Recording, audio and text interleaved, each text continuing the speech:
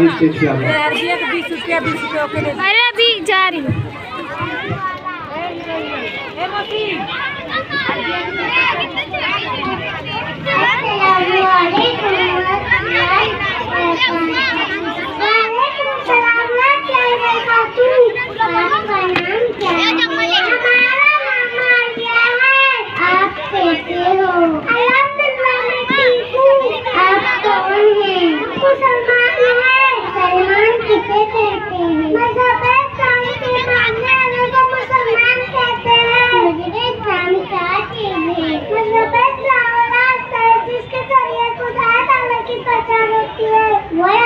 इंसानों को किससे मिलता है? अल्लाह ताला के पैगंबरों से इस्लाम की दुनिया कितनी चीजों पर है?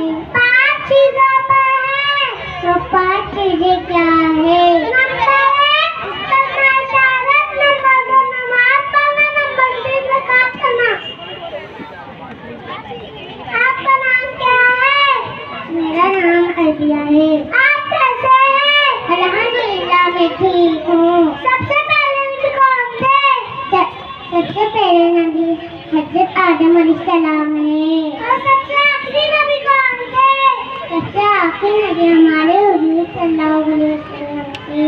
क्या फरिश्ते भी नबी आते हैं? नहीं, सिर्फ इंसानों में नबी होते हैं। 3 अल्लाह पे कितनी मरतबा नमाज पढ़ जाती है? 5 मरतबा।